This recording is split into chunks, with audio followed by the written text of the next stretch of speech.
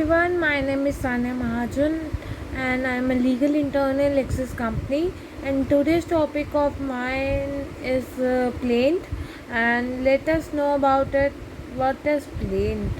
And plaint is a legal document that is filed by the plaintiff before the court of competent jurisdiction, explaining the material facts of the matter from the plaintiff's perspective and seeking for an appropriate legal remedy.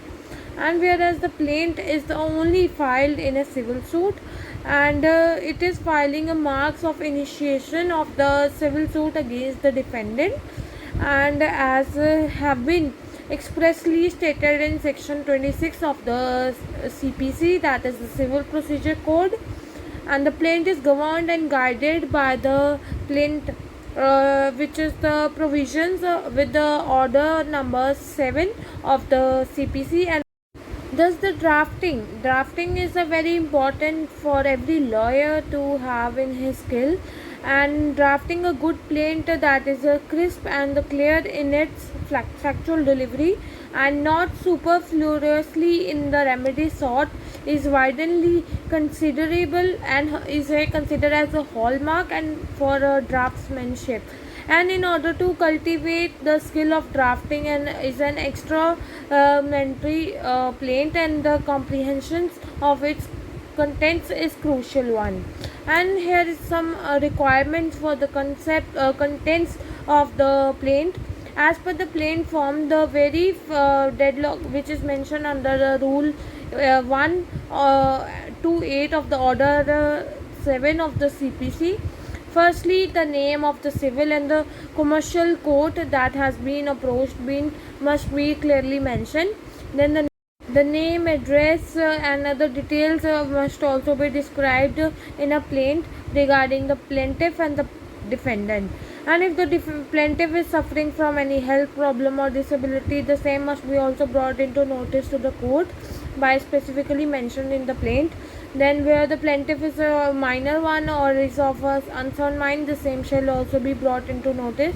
Then the course of action and the facts are to be laid in the plaint clearly with regard to any injury or anything else. Then the jurisdiction and the facts that must be led to the identification and of the such jurisdiction must be included, and the prayer clause also be mentioned in order to seek any relief from the court, which must be significant part of the plaint.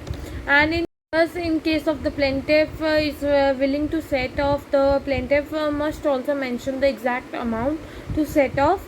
And whereas the statement of valuation of the subject is concerned, then the matter of the suit must be mentioned in the order to determine the concept of the court and of hearing the cases, as well as to determine the ad valorem court fees. And whereas the plaintiff is instituting for recovery of money, then the exact amount of recovered money must be mentioned in the plaint. Where the bone of contention is a suit of immovable property is concerned, then the description of the immovable property must be stated, including in its boundaries and any number of assigned identification. And then the plaint is also required to show interest and liability of the defendant in the subject matter of the suit. The event of the plaint, then having been filed after the expiry of the limitation period, the plaintiff is also required to sustain the ground and for claiming the exemption from the bar placed for the expiry of the limitation period. And conclusively, the plaint shall also contain the affidavit deposed by the plaintiff that all the allegation and advertent have been taken by her in the true and the best for which is in the knowledge of the plaintiff, and such a practice is adopted to confer sanity to documents filed before the court of the law, and as well as to reduce the false and the fallacious complaints in the court. Guys, this was all about the plaint, which is required for every lawyer to have a skill in order to file a complaint against the defendant. And if you need any information related to it, please do write in the comment section, and please do subscribe this channel Access.